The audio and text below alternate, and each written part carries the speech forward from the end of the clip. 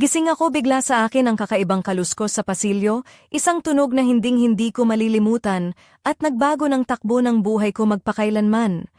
Kumusta? Ako si Ana, 32 taong gulang, at nais kong ikuwento sa iyo ang isang gabi na tuluyan kong nawala ang mundo ko. Noon, kasama pa namin ni June sa isang maliit na apartment sa bayan ng Lipa, Batangas. Pero dahil sa inaayos ang mga tubo sa aming lugar, napilitan kaming manirahan pansamantala sa bahay ng nanay niya, si Aling Lina. Sa maliit na kwarto na may mga lumang wallpaper na medyo kumukupas na, naisip ko kung gaano nga ba kasiraulo ang ating kaligayahan. 4:38 ng madaling araw, mahimbing na mahimbing ang tulog ni June sa tabi ko, ang kanyang hininga ay steady at tahimik. Ako naman, gising dahil sa kaluskos sa pasilyo. Isipin mo ang ganitong eksena, madilim pa ang paligid, tahimik ang gabi, tapos may narinig kang kakaibang ingay na hindi dapat nandiyan. Kumabog ang puso ko ng malakas, at sa isip ko'y naglalaro ang mga tanong, ano kaya yon? Dahan-dahan akong bumangon, pilit na hindi magingay, at nilakad ko ang pasilyo. Habang papalapit ako sa kusina, may narinig akong tumatama sa plato, parang may naglalagay o nagbabagsak ng mga gamit ng maingat. Nang sumilip ako sa pintuan, natanaw ko si Aling Lina, nakatayo sa tabi ng lumang ref, nagmumumog at tila may sinasabi sa sarili. Malaki ang kanyang pangangatawan, nakasuot ng makukulay na nightgown na medyo bukas ang harap, kaya kitang-kita ang dulo ng luma niyang nightdress na may burda. Naka-bracelet siya sa pulso, isang mabigat na alahas na karaniwang tinatanggal niya bago matulog. Sa mukha niya, makikita ang makapal na night cream, at ang kanyang mga mata ay nakalagay ng maliwanag na asul na maskara na para bang nagha-hypnotize sa dilim ng gabi. Nang makita niya ako, biglang lumingon siya ng mabilis at ang tinig niya ay medyo matinis at nanginginig. "Ana, anong ginagawa mo dito sa gitna ng gabi?" ang tanong niya. Sinubukan kong magmukhang walang mali siya at sinabi na gusto lang akong uminom ng tubig, pero may kakaiba sa kanyang mga mata, halo ng takot, inis, at isang dilim na nagpapakilabot sa akin. Halos kalimutan kong huminga dahil sa biglaang pangyayari. Dito ko na naisip na hindi ito basta gabi lang, babaguhin nito ang lahat. Sa mga sumunod na araw, tila normal ang lahat, pero ramdam ko na may nagbago. Si June ay nagtatrabaho sa isang warehouse ng mga piyesa sa Lipa, habang si Len, matalik kong kaibigan mula bata pa, na nakatira lang ilang kanto ang layo, ay tumutulong sa bahay at paminsan-minsan ay natutulog sa amin para hindi ako malungkot. Pero palagi akong nakatingin kay Aling Lina, iniisip kung ano ba talaga ang nangyayari noong gabing iyon.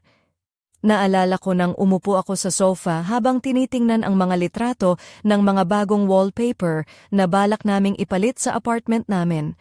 Pinapayuhan ako ni Len kung masyadong madilim ba ito para sa aming lugar, pero wala akong pinapansin kundi ang mukha ni Aling Lina sa kusina at ang kakaibang tingin niya sa akin.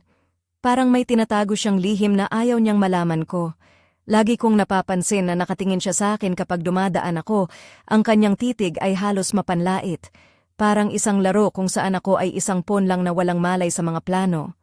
Naalala ko na tinanong ako ni Len minsan habang umiinom kami ng tsaa kung ayos lang ba lahat sa bahay namin.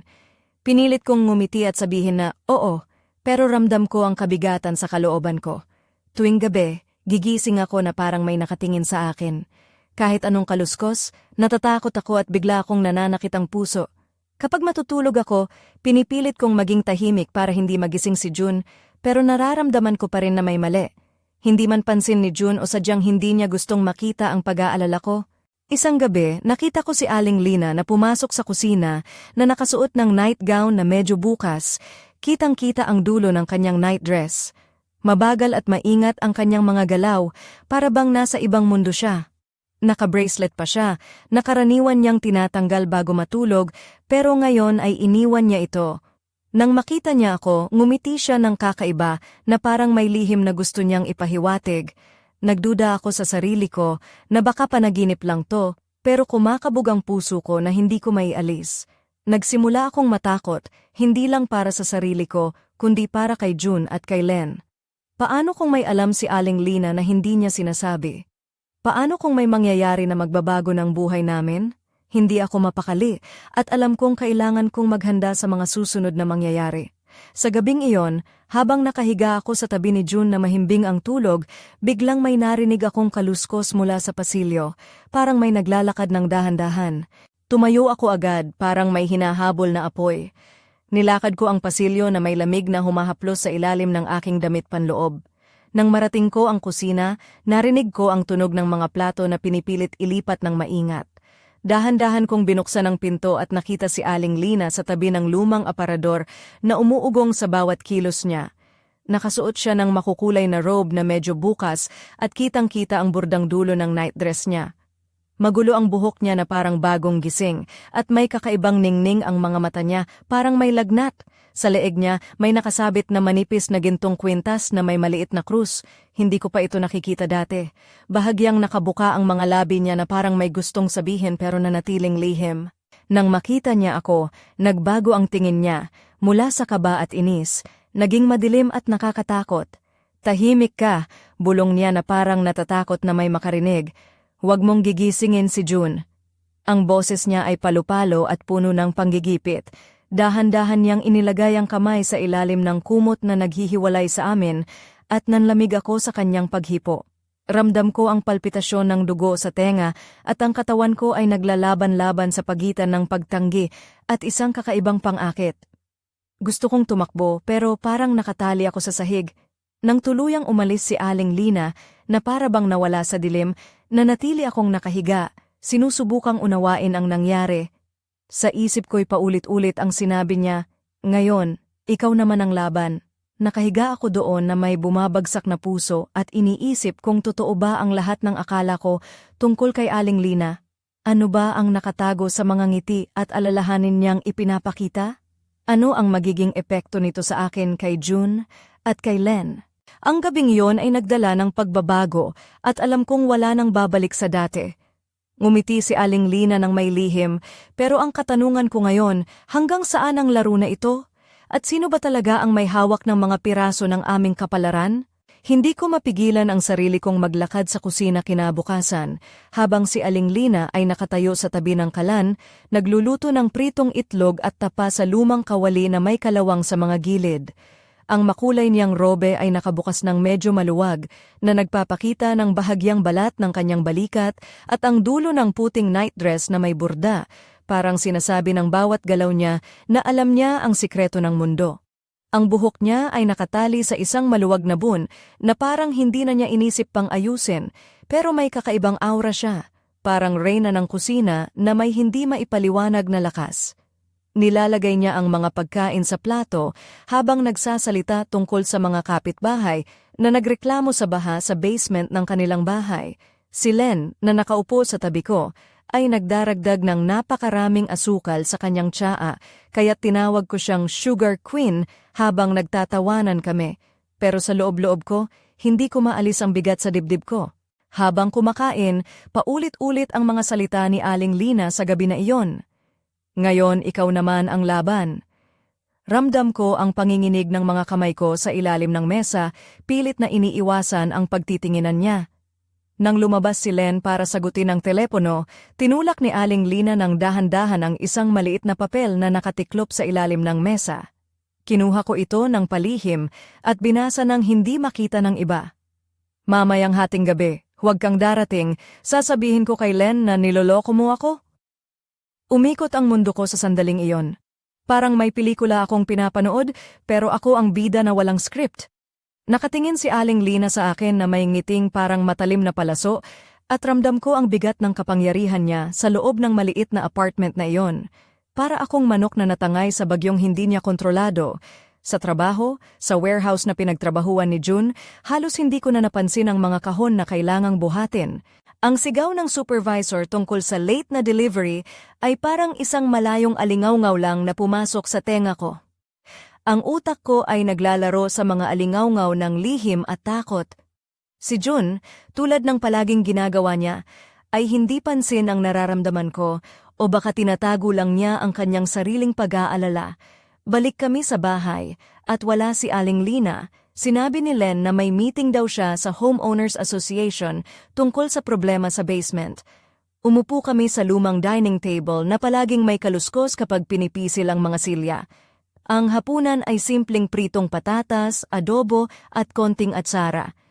Si Len ay nagrereklamo tungkol sa trabaho, pero sa isip ko, umiikot pa rin ang papel na iyon at ang nakakatakot ng ngiti ni Aling Lina.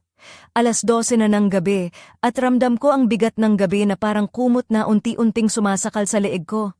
Sinubukan kong kalmahin ang sarili pero lumalala ang kaba.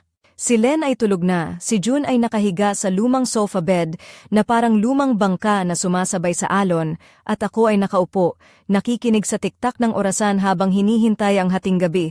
Parang tumigil ang oras at ang isip ko ay paikot-ikot lang. Bakit kaya ganoon ang kilos ni Aling Lina? Ano ba talaga ang gusto niyang ipahiwatig? Naalala ko ang kanyang tingin nang ipasa niya sa akin ang banta sa papel. Para ba akong nahuli sa isang laro na hindi ko alam ang mga panuntunan? Nang tumunog ang hating gabi, may narinig akong mahinang kaluskos. Unti-unting bumukas ang pinto ng kwarto at lumabas si Aling Lina na may suot na robe na halos bumukas ng todo, nagpapakita ng mas marami pang burdang nightdress sa ilalim. Ang kanyang balat ay kumikinang sa dilim at ang mga mata niya ay may kakaibang ningning, parang apoy na di mo maabot. Lumapit siya sa tabi ng kama at dahan-dahang inilagay ang kamay niya sa balikat ko. Ang kanyang hawak ay malamig, parang yelo, pero sa loob ko ay may halong takot at kakaibang kilig na hindi ko maintindihan. Ngayon, nagsisimula ang laro natin. Bulong niya, may halong tamis at banta. Hindi ko alam kung ano ang susunod na gagawin ko, tumakas o manatili. Ang presensya niya ay parang salamin na nagpapakita ng lahat ng kahinaan at lihim ko. Ang puso ko ay tumitibok ng mabilis at sa kabila ng takot, may kakaibang kilig na dumarating. Sa likod ng isip ko, alam ko wala nang balik sa dati. Ngunit sa puso ko ay may tanong, sino ba talaga si Aling Lina at ano ang tunay na laro na nilalaro namin? At higit sa lahat, hanggang kailan ako magtatagal sa dilim na ito bago ako tuluyang malunod? Habang unti-unting lumalalim ang gabi sa aming maliit na bahay sa Lipa, hindi ko mapigilan ang pag-iisip tungkol sa mga nangyari. Si Aling Lina, na dati kong inaakala lamang bilang simpleng biyenan, ay naging isang misteryo na parang anino na sumusunod sa bawat hakbang ko. Sa dilim ng kwarto, ako'y nakaupo sa gilid ng kama, suot ang aking puting nightgown na bahagyang bumabalot sa mga hubog ng aking katawan. Ang tela ay manipis, banayad na sumasayaw sa bawat galaw ko, at ang aking mga paa ay nakasuot ng simpleng tsinelas na may maliit na bulaklak, parang paalala ng kabataan sa gitna ng unos. Habang nakatingin ako sa bintana, naramdaman ko ang lamig ng hangin na pumapasok, humahaplos sa balat ko na parang mga kamay ng isang hindi nakikitang nilalang. Napangiti ako ng bahagya, para akong nasa teleserye, naisip ko, pero kung teleserye nga, sana may commercial break na para makapagpahinga. Biglang kumatok ng bahagya si Len sa pintuan, suot ang kanyang simpleng damit na may floral print at tsinelas na medyo luma na. Ana, gising ka ba? May gusto akong sabihin. Bulong niya habang pumapasok sa kwarto. Ang kanyang mga mata ay puno ng kaba ngunit may tapang na hindi ko inaasahan. Umupo siya sa tabi ko. At hindi napigilan ang kanyang mga kamay na maglaro sa kanyang pulso na may pulseras na gawa sa mga malaperlas na butil, isang regalo mula sa kanilang lola. Hindi na ito basta laro, Ana, sabi niya. May mga tao na mas malalim ang mga plano kaysa sa iniisip natin. Nakita ko yung mga litrato, yung mga sulat. Hindi lang si Aling Lina ang may kinalaman dito. Napailing ako at naalala ko ang mga papel na dinala noong gabing yon, ang babaeng may itim na coat. Anong ibig sabihin niyan? Sino pa?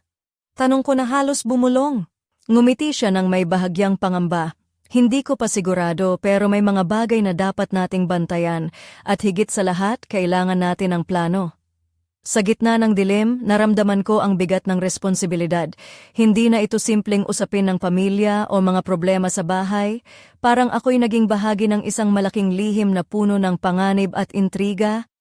Habang nag-uusap kami, napatingin ako sa salamin sa pader. Nakita ko ang sarili ko, ang mga mata ay kumikislap sa takot at determinasyon, ang labi bahagyang nakabuka na para bang naghahanap ng lakas.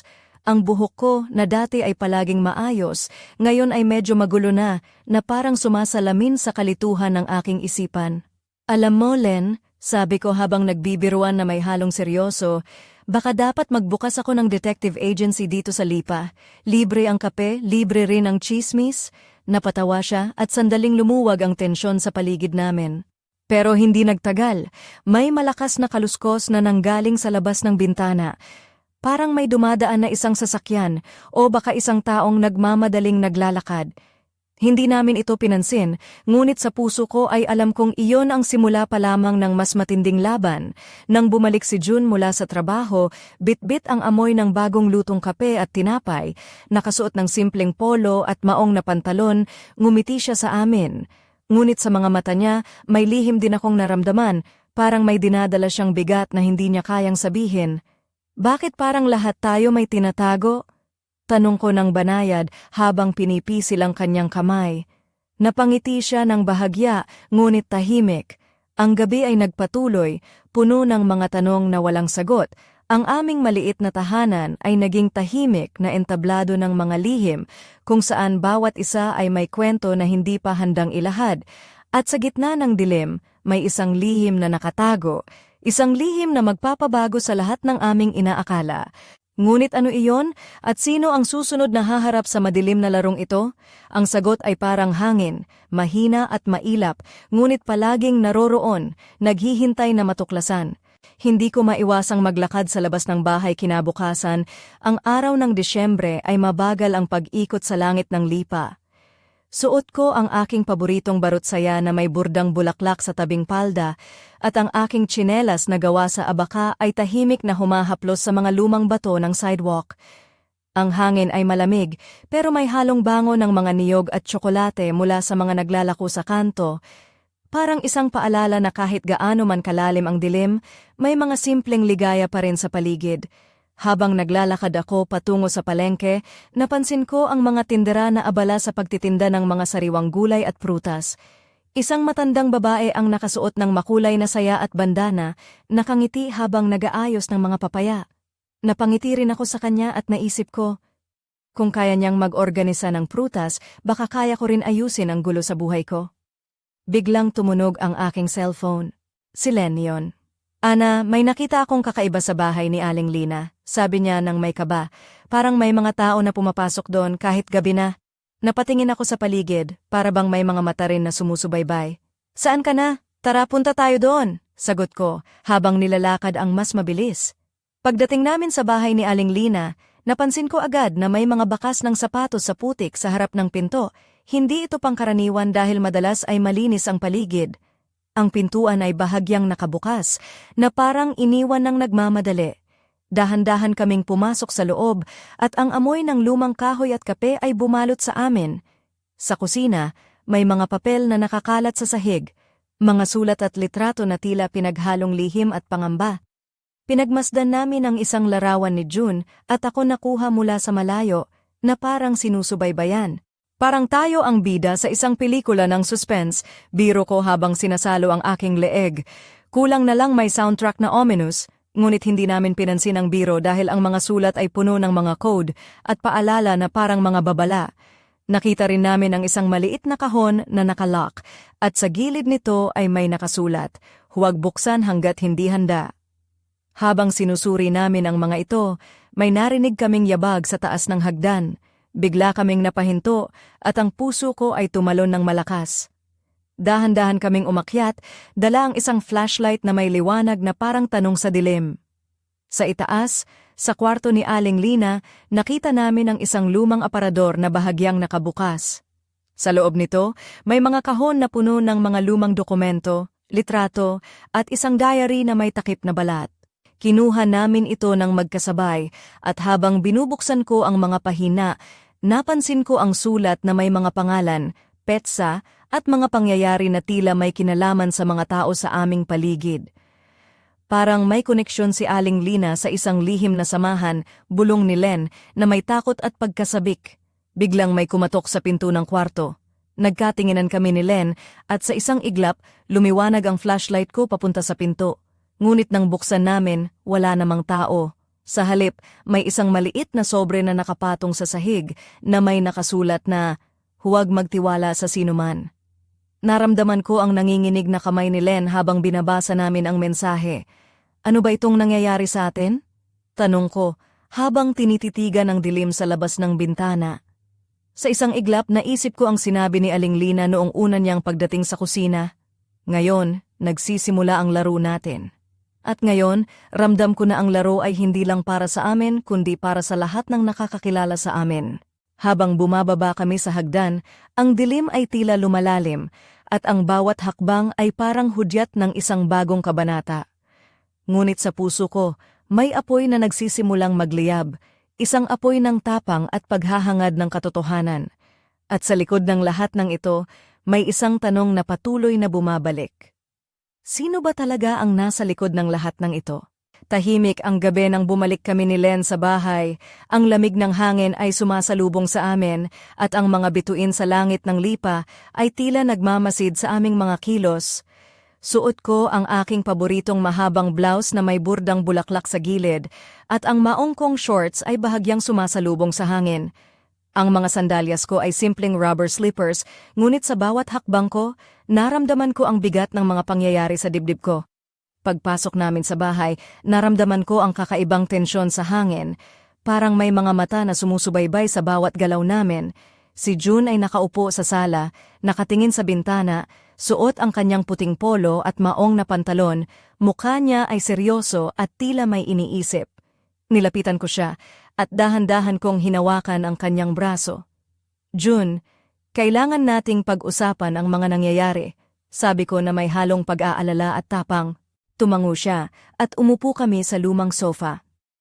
Ana, hindi lang tayo ang napapasukan ng dilim na ito, bulong niya. May mga bagay na hindi mo pa alam at ang pamilya natin ay nasa panganib. Habang nagsasalita siya, napansin ko ang mga kamay niyang nanginginig at ang kanyang mga mata ay puno ng lungkot at pangamba. Napangiti ako ng bahagya. Alam mo, minsan gusto ko na lang kalimutan lahat at magbakasyon sa Boracay. Pero sa totoo lang, sa dami ng problema, baka mas maganda na lang sa bahay ni Aling Lina dahil doon palaging may eksena. Ngumiti siya, ngunit hindi na nagpatuloy sa biro. May natuklasan akong mga lihim tungkol sa pamilya ni Aling Lina. Hindi siya lang basta biyenan natin. May koneksyon siya sa mga bagay na delikado, Ana. Nang gabing iyon, habang nakahiga ako sa kama, suot ang aking manipis na nightgown na bahagyang sumasalamin sa malambot na ilaw ng lampara, hindi ko maiwasang isipin ang mga salita ni June. Ang puso ko ay mabilis na tumitibok at ang isip ko ay puno ng mga tanong. Biglang tumunog ang cellphone ko. Si Len iyon. Ana, may nakita akong kakaiba sa bahay natin. Bulong niya ng may kaba. Parang may mga tao na nagmamasid sa atin. Napangiti ako ng bahagya. Parang tayo na lang ang bida sa isang teleserye ng suspense. Kulang na lang may soundtrack na ominous. Pero hindi ko maiwasang mag-alala. Alam ko, hindi ito basta-basta. Ang laro ay nagsisimula pa lamang. Kinabukasan, nagplano kami ni Len na mag-research tungkol sa mga lumang sulat at litrato na nakuha namin sa bahay ni Aling Lina. Suot ko ang aking simpleng polka dot dress na bahagyang nagpapakita ng aking mga balikat at ang mga sapatos ko ay mga flat sandals na komportable pero elegante. Habang naglalakad kami sa palengke, napansin ko ang mga tindera na abala sa pagbebenta ng mga prutas at gulay. Napangiti ako sa isang matandang babae na nakasuot ng makulay na saya at bandana at naisip ko, kung kaya niyang mag-organisa ng prutas, baka kaya ko rin ayusin ang gulo sa buhay ko. Biglang tumunog ang cellphone ko. Si Len yun. Ana, may nakita akong kakaiba sa bahay ni Aling Lina, sabi niya ng may kaba. Parang may mga tao na pumapasok doon kahit gabi na. Napatingin ako sa paligid, para bang may mga mata rin na sumusubaybay. Saan ka na? Tara, punta tayo doon, sagot ko, habang nilalakad ang mas mabilis. Pagdating namin sa bahay ni Aling Lina, napansin namin ang mga bakas ng sapatos sa putik sa harap ng pinto. Hindi ito pangkaraniwan dahil madalas ay malinis ang paligid. Ang pintuan ay bahagyang nakabukas na parang iniwan ng nagmamadali. Dahan-dahan kaming pumasok sa loob at ang amoy ng lumang kahoy at kape ay bumalot sa amin. Sa kusina, may mga papel na nakakalat sa sahig, mga sulat at litrato na tila pinaghalong lihim at pangamba. Pinagmasdan namin ang isang larawan ni June at ako nakuha mula sa malayo na parang sinusubaybayan. Habang sinusuri namin ang mga ito, may narinig kaming yabag sa taas ng hagdan. Bigla kaming napahinto at ang puso ko ay tumalon ng malakas. Dahan-dahan kaming umakyat, dala ang isang flashlight na may liwanag na parang tanong sa dilim. Sa itaas, sa kwarto ni Aling Lina, nakita namin ang isang lumang aparador na bahagyang nakabukas.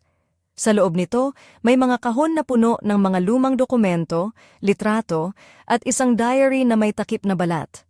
Kinuha namin ito ng magkasabay, at habang binubuksan ko ang mga pahina, napansin ko ang sulat na may mga pangalan, petsa, at mga pangyayari na tila may kinalaman sa mga tao sa aming paligid. Biglang may kumatok sa pinto ng kwarto. Nagkatinginan kami ni Len at sa isang iglap, lumiwanag ang flashlight ko papunta sa pinto. Ngunit nang buksan namin, wala namang tao. Sa halip may isang maliit na sobre na nakapatong sa sahig na may nakasulat na, "Huwag magtiwala sa sinuman." Naramdaman ko ang nanginginig na kamay ni Len habang binabasa namin ang mensahe. "Ano ba itong nangyayari sa atin?" tanong ko, habang tinititigan ang dilim sa labas ng bintana. Habang bumababa kami sa hagdan, ang dilim ay tila lumalalim, at ang bawat hakbang ay parang hudyat ng isang bagong kabanata. Ngunit sa puso ko, may apoy na nagsisimulang magliyab, isang apoy ng tapang at paghahangad ng katotohanan. At sa likod ng lahat ng ito, may isang tanong na patuloy na bumabalik. Sino ba talaga ang nasa likod ng lahat ng ito? Pasok ang malamlam na ilaw ng lampara sa aming maliit na sala habang nakaupo kami ni Len sa lumang sofa, hawak-hawak ang mga dokumentong nakuha namin mula sa bahay ni Aling Lina. Suot ko ang isang simpleng blouse na may malambot na tela na bahagyang nakalantad ang balikat ko, kasabay ang maong na shorts na nagbigay ng kahit kaunting ginhawa sa init ng gabi. Ang mga paa ko ay nakasuot ng manipis na tsinelas na may mga bulaklak na disenyo na tila kontrabida sa bigat ng mga pangyayari. Binubuksan namin ang mga sulat na puno ng mga lihim na code at mga pangalan ng mga tao sa aming paligid. Mga pangalan na dati ay pamilyar, ngayon ay nagmistulang mga anino ng kasinungalingan. "Parang puzzle na kailangang buuin," sabi ni Len habang hawak ang isa sa mga lumang litrato. Nakaporma ako ng isang ngiti kahit naramdam ko ang kaba sa dibdib, o kaya naman parang di ko maintindihan ang script ng teleseryeng ito. Biglang may kumatok sa pinto. Napatingin kami ni Len at dahan-dahan akong tumayo, ang aking damit banayad na dumampi sa aking mga hita.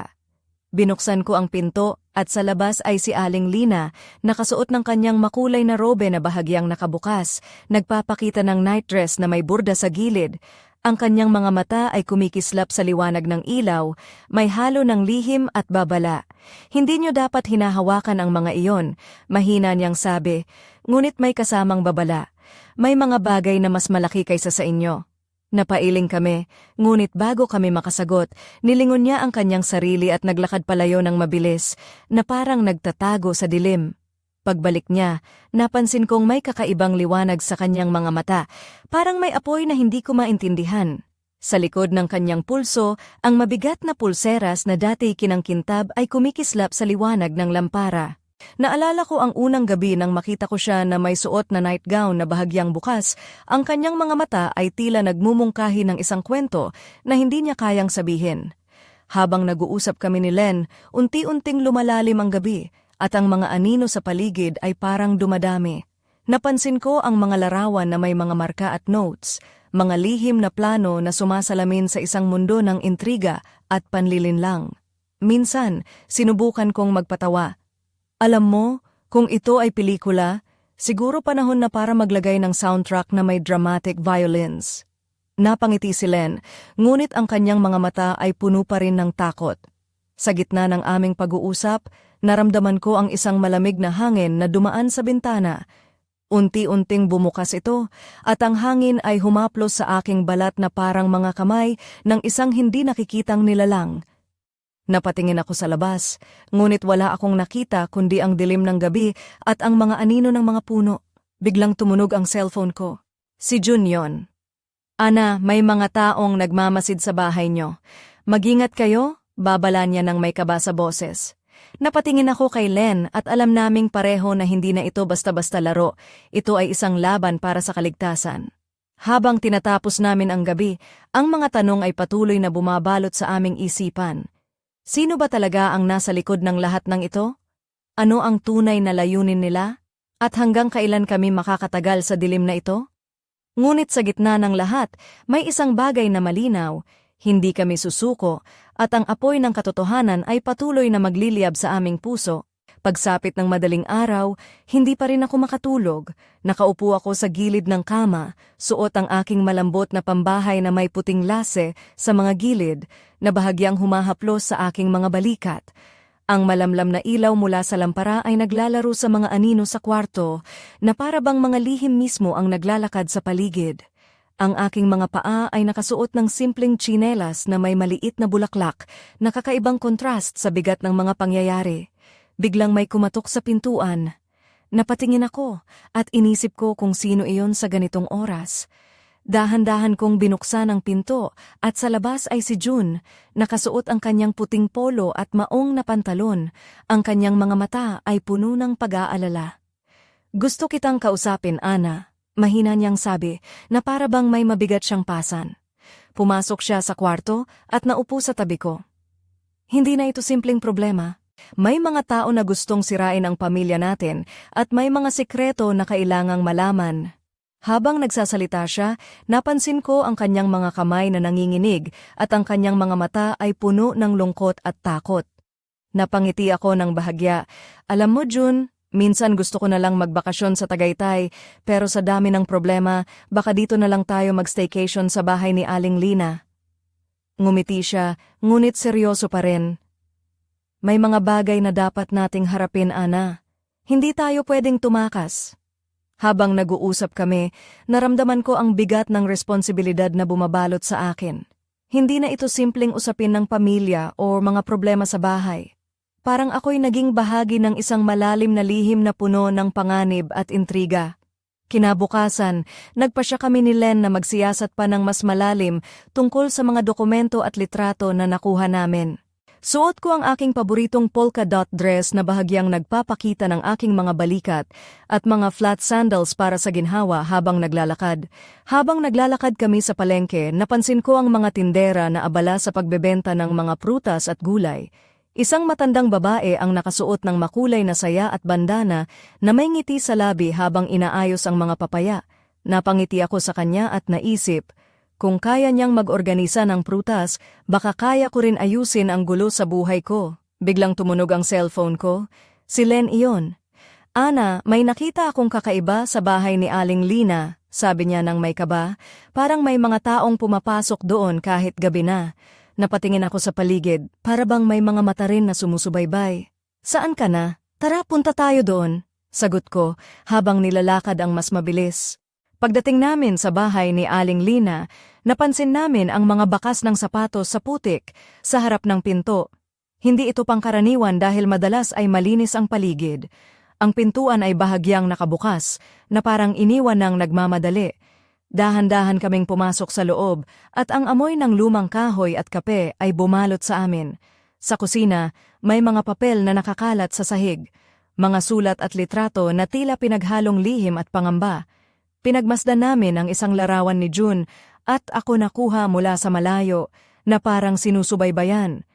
Habang sinusuri namin ang mga ito, may narinig kaming yabag sa taas ng hagdan.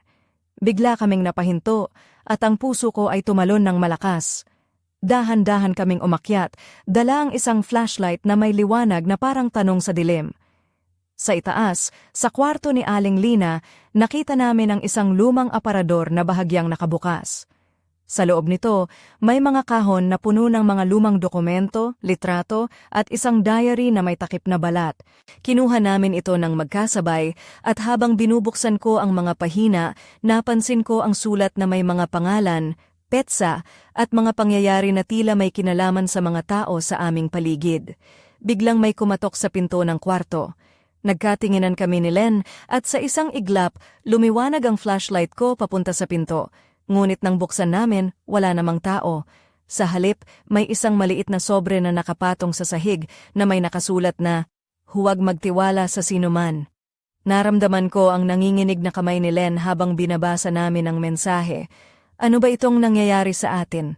tanong ko, habang tinititigan ang dilim sa labas ng bintana. Habang bumababa kami sa hagdan, ang dilim ay tila lumalalim at ang bawat hakbang ay parang hudyat ng isang bagong kabanata. Ngunit sa puso ko, may apoy na nagsisimulang magliyab, isang apoy ng tapang at paghahangad ng katotohanan. Sa likod ng lahat ng ito, may isang tanong na patuloy na bumabalik. Sino ba talaga ang nasa likod ng lahat ng ito? Pasok ang mahinang sikat ng buwan sa aming maliit na kwarto habang ako'y nakaupo sa tabi ng bintana, suot ang aking itim na camisole na may manipis na strap na bahagyang sumasayaw sa bawat galaw ng hangin. Ang maong shorts ko ay medyo maluwag, nagpapagaan sa aking mga hita habang ang mga paa ko ay nakasuot ng simpleng tsinelas na may bulaklak na disenyo, maliit na detalye na nagbibigay ng kakaibang lambing sa gabi. Sa labas, ang mga dahon ng puno ay kumakaluskos, parang mga bulong ng mga lihim na naghihintay na madiskubre. Biglang tumunog ang cellphone ko. Si Len yon, ang boses niya ay nanginginig. "Ana, may nakita akong hindi inaasahan," sabi niya nang may kaba. "May mga tao na nagmamasid sa bahay natin." Napatingin ako sa dilim ng kwarto at ang puso ko ay bumilis ng tibok. "Saan ka na?" "Dali, punta tayo doon," sagot ko habang humahabol sa kanya papunta sa labas. Pagdating namin sa aming bahay, napansin namin ang mga bakas ng sapatos sa putik sa harap ng pinto. Hindi ito pangkaraniwan dahil madalas ay malinis ang paligid. Ang pintuan ay bahagyang nakabukas, na parang iniwan ng nagmamadali. Dahan-dahan kaming pumasok sa loob at ang amoy ng lumang kahoy at kape ay bumalot sa amin. Sa kusina, may mga papel na nakakalat sa sahig. Mga sulat at litrato na tila pinaghalong lihim at pangamba. Pinagmasdan namin ang isang larawan ni June at ako nakuha mula sa malayo na parang sinusubaybayan. Habang sinusuri namin ang mga ito, may narinig kaming yabag sa taas ng hagdan. Bigla kaming napahinto at ang puso ko ay tumalon ng malakas. Dahan-dahan kaming umakyat, dala ang isang flashlight na may liwanag na parang tanong sa dilim. Sa itaas, sa kwarto ni Aling Lina, nakita namin ang isang lumang aparador na bahagyang nakabukas. Sa loob nito, may mga kahon na puno ng mga lumang dokumento, litrato at isang diary na may takip na balat. Kinuha namin ito ng magkasabay at habang binubuksan ko ang mga pahina, napansin ko ang sulat na may mga pangalan, petsa at mga pangyayari na tila may kinalaman sa mga tao sa aming paligid. Biglang may kumatok sa pinto ng kwarto. Nagkatinginan kami ni Len at sa isang iglap, lumiwanag ang flashlight ko papunta sa pinto. Ngunit nang buksan namin, wala namang tao. Sa halip, may isang maliit na sobre na nakapatong sa sahig na may nakasulat na, "Huwag magtiwala sa sino man." Naramdaman ko ang nanginginig na kamay ni Len habang binabasa namin ang mensahe. "Ano ba itong nangyayari sa atin?" tanong ko habang tinititigan ng dilim sa labas ng bintana. Habang bumababa kami sa hagdan, ang dilim ay tila lumalalim. At ang bawat hakbang ay parang hudyat ng isang bagong kabanata. Ngunit sa puso ko, may apoy na nagsisimulang magliyab, isang apoy ng tapang at paghahangad ng katotohanan. At sa likod ng lahat ng ito, may isang tanong na patuloy na bumabalik. Sino ba talaga ang nasa likod ng lahat ng ito? Hindi ko makalimutan ang gabing iyon. Ang hangin sa paligid ng bahay namin sa Lipa ay malamig, halos parang may mga matang nagmamasid sa bawat sulok. Suot ko ang aking pulang blouse na may maikling manggas na bahagyang sumasayaw sa bawat galaw ng hangin at ang maong na shorts ko ay nagpapakita ng mga hugis ng aking mga hita. Ang mga paa ko ay nakasuot ng simpleng tsinelas na may maliliit na bulaklak na tila nagbibigay ng kaunting lambing sa kabila ng bigat ng mga nangyayari. Habang nakaupo ako sa sala, napansin ko ang mga litrato at sulat na nakakalat sa mesa, mga piraso ng isang puzzle na hindi ko pa lubos na nauunawaan. Si June ay nakatayo sa tabi, nakasuot ng puting polo at maong na pantalon, ang kanyang mga mata ay puno ng pag-aalala. "Ana," sabi niya ng may seryosong tinig, "may mga bagay na hindi mo pa alam. Kailangan nating mag-ingat dahil may mga tao na gustong sirain tayo." Napatingin ako sa kanya at sa kabila ng takot, naramdaman ko ang lakas na bumabalot sa aking dibdib. "Hindi tayo susuko, June. Anuman ang mangyari, magkasama tayo." Biglang tumunog ang telepono ko, isang hindi kilalang numero. Nilapitan ko ito ng may kaba at nang sagutin isang malamig na boses ang nagsabi, "Malapit na ang oras, Ana. Handa ka na ba?" Napalunok ako ng malalim at sa likod ng aking mga mata, naglaro ang mga tanong na walang sagot. Sino siya? Ano ang ibig sabihin ng babala? At ano ang susunod na hakbang ko? Habang tinapos ko ang tawag, naramdaman ko ang presensya ng isang anino sa likod ko. Nang lumingon, wala naman doon, pero ang puso ko ay tumibok ng mabilis. Ang gabing iyon ay puno ng mga tanong at pangamba, ngunit sa puso ko ay may apoy na patuloy na naglalagablab, ang apoy ng katotohanan, tapang at pag-asa. At sa likod ng lahat ng ito, may isang lihim na naghihintay na maibunyag. Ngunit sino ang hahawak ng susi? At ano ang magiging kapalaran namin sa dilim na ito? Ang sagot ay malapit nang sumirit mula sa anino, handang ilahad ang isang bagong yugto ng aming kwento. Tahimik na bumagsak ang dilim sa paligid ng aming maliit na tahanan sa Lipa, habang ako'y nakaupo sa tabi ng bintana, nakasuot ng isang mapusyaw na pulang blouse na may manipis na strap na bahagyang bumabalot sa aking mga balikat, at isang maong na shorts na nagpapakita ng bahagyang hubog ng aking mga hita. Ang mga tsinelas ko ay simpleng rubber slippers na may mga bulaklak na tila ba nagdadala ng kakaibang lambing sa gitna ng unos. Sa labas, ang mga dahon ng punong niyog ay kumakaluskos, parang bulong ng mga lihim na naghihintay na mabunyag. Hindi ko maiwasang mag-isip sa mga pangyayari nitong mga nakaraang araw, ang mga lihim na unti-unting sumirit sa liwanag, ang mga mata na nagmamasid sa bawat galaw ko, at ang mga banta na bumabalot sa akin at sa mga mahal ko sa buhay. Ngunit sa kabila ng lahat ng iyon, may apoy sa loob ko na hindi matitinag, ang apoy ng tapang at pag-asa. Biglang tumunog ang telepono ko. Sa screen lumabas ang isang numerong hindi ko kilala. Nang sagutin ko, isang malamig at malalim na boses ang nagsabi, "Hindi mo pa alam ang buong katotohanan, Ana? Handa ka na ba sa susunod na yugto?" Napailing ako at ang puso ko ay tila pumalpak sa dibdib. "Sino ka? Ano ang gusto mo?" Tanong ko nang may takot ngunit matatag. Ngumiti ako sa sarili, kahit na walang nakakita. Parang eksena sa pelikula na ako ang bida. "Para kang nasa teleserye, Ana," bulong ko sa sarili. Kulang na lang may commercial break. Ngunit bago pa man ako makasagot, may kumatok sa pintuan. Dahan-dahan akong bumangon, pakiramdam ay may lamig na dumaan sa aking katawan. Binuksan ko ang pintuan at sa harap ko ay si Aling Lina, nakasuot ng kanyang makulay na robe na bahagyang nakabukas, nagpapakita ng nightdress na may burda. Ang kanyang mga mata ay kumikislap, may halo ng lihim at babala. "Hindi pa tapos ang laro, Ana," mahina niyang sabi. "Ngayon, ikaw ang susunod." Habang nakatitig ako sa kanya, naramdaman ko ang bigat ng salita niya. Alam kong ang lahat ay nagsisimula pa lamang at ang landas na tinatahak ko ay puno ng panganib at hindi inaasahang pangyayari. Ngunit handa na ako, handang harapin ang dilim, ang mga lihim at ang mga anino na sumusunod sa akin. At sa likod ng lahat ng ito, isang tanong ang patuloy na bumabalot sa aking isipan. Sino ba talaga ang may hawak ng susi sa aming kapalaran? At hanggang kailan ako makakatagal sa larong ito ng katotohanan at panlilinlang? Ang sagot ay malapit nang sumirit mula sa dilim, handang ilahad ang isang bagong yugto ng aking kwento, isang yugto na puno ng pag-asa, tapang, at isang lihim na magpapabago sa lahat ng aking inaakala. At dito nagtatapos ang unang bahagi ng aking kwento. Ngunit tandaan, ang laro ay hindi pa tapos. May mga lihim pang naghihintay at ang susunod na kabanata ay magdadala ng mas matinding hamon. Hanggang sa muli mga kaibigan, mag-ingat kayo sa mga anino dahil hindi lahat ay kung sino ang ipinapakita nila sa dilim.